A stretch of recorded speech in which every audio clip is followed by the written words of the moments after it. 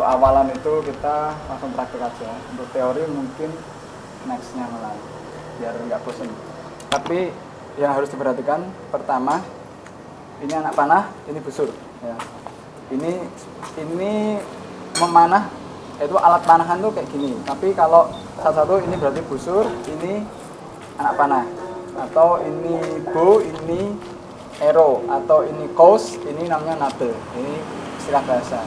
Nah, ada yang perlu diperhatikan juga untuk busur sendiri ya. Untuk busur sendiri, ini bagian sini namanya kopdoh, pegangannya. Jadi kopdoh itu harus benar-benar tengah. Jadi kalau seandainya saya bilang kopdohnya atasin lagi, megangnya atasin lagi, misalnya kayak gitu, ini megang. Terus bagian sini yang untuk arrow pas namanya dimak. Jadi itunya dimaknya kurang pas ke dimak. Jadi langsung tahu, oh kurang pas ke dimak, berarti ke sini.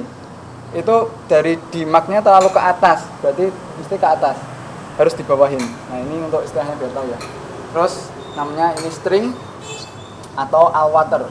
Ini string atau all-water. Bagian sini namanya siah. Sini namanya siah. Siah atas, siah bawah.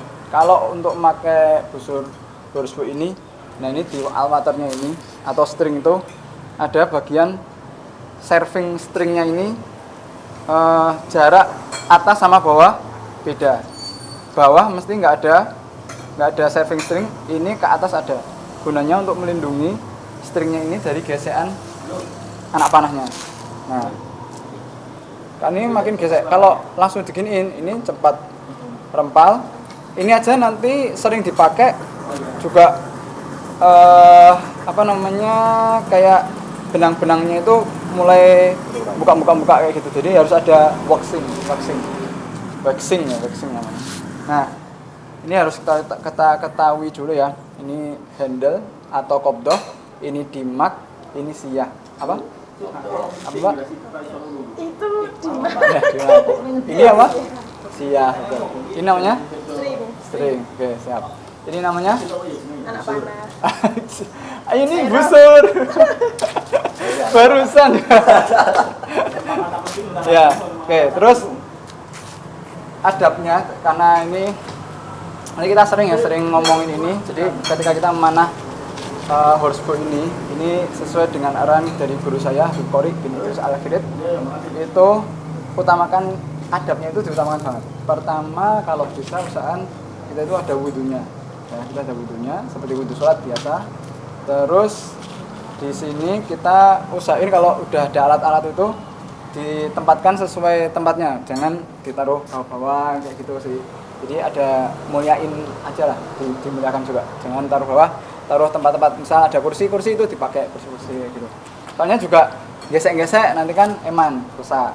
Terus anak panah juga sama, anak panah usahain jangan misal ini ya, enggak kan, ini namanya quiver. Namanya apa?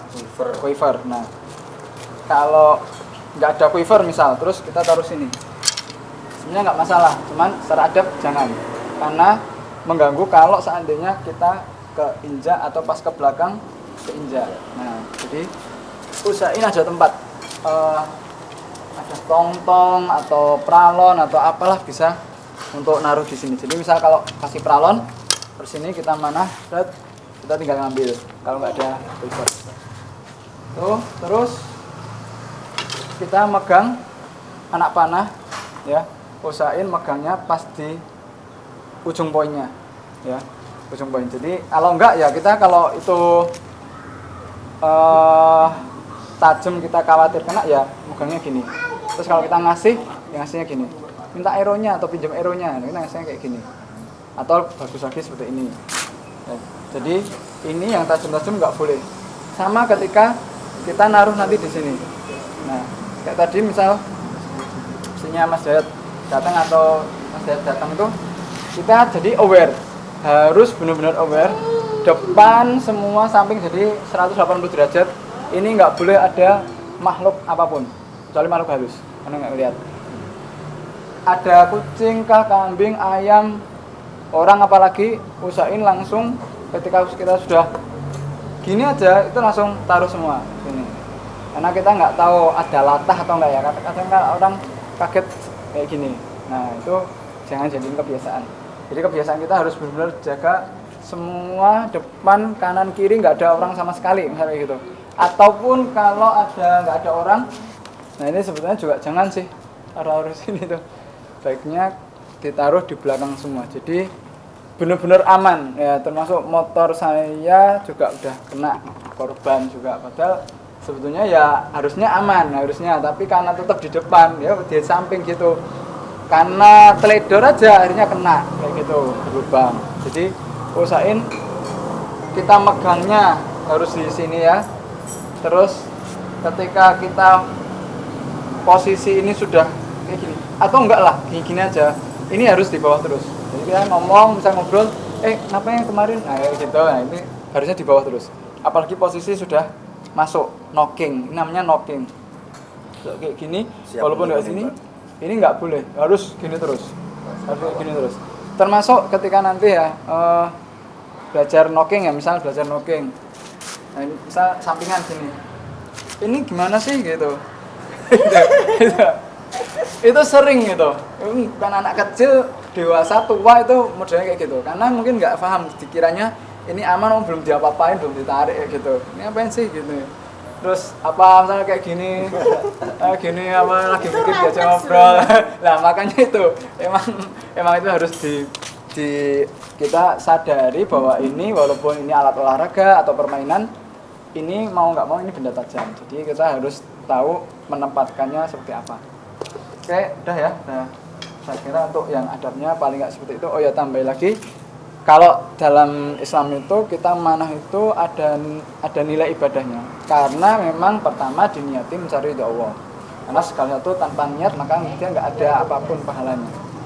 Terus dalam manah itu dalam sebuah riwayat dihadiri oleh para malaikat. Jadi kalau di sini kita mau doa ya Allah mudah-mudahan jodohku cepet datang gitu ya, mudah-mudahan itu dimakbul. Yang datang ke malaikat. Mudah-mudahan tendernya dapat kayak gitu. Atau kalau Imam Ibnu Qayyim itu bilang kita ada galau apa-apa itu ambil anak panahnya untuk kita manah, insya Allah dia dapat. Niatnya yang jelas itu kita ikhlas. Kalaupun kita pengen lomba atau apa terserah, sebenarnya nggak masalah juga. Tapi niatnya itu kita ya kayak ibadah lain, misalnya kayak gitu. Nah ini yang bedain orang tuh memanah dapat pahala sama enggak memanah. Islam sunnah itu sebenarnya apa sih? Apa sekedar mana-mana? Alat terserah, tapi niat penting. Ya. Terus ketika di field atau di tempat archery range kayak gitu, kita juga bawa betul-betul bahwa ini kalau guru saya manah ini untuk berzikir kayak gitu. Karena nanti ada bukan prosedur sih. Jadi ada imam panahan. Imam panahan itu ada namanya Imam Taibugo. Itu sampai merangkum doa dalam ketika kita ngambil sampai melepas anak panah. Ya.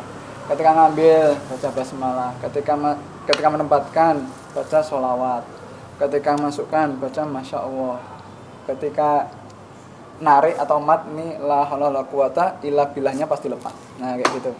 Ini dan di Turki biasanya diajarkan juga. Nah, cuman bedanya mungkin kata-katanya diganti. Biasanya ada subhanallah, ada Allahu Akbar, ada ya hak kayak gitu. Aksennya juga. Ya. Kalau di Turki kebiasaan makanya ya hak kayak gitu. Ya haknya itu maksudnya al haq Allah. Oke, itu adab tata cara semuanya tolong dipahami, diingat-ingat. Besok kita ketemuan itu tetap akan saya omongkan.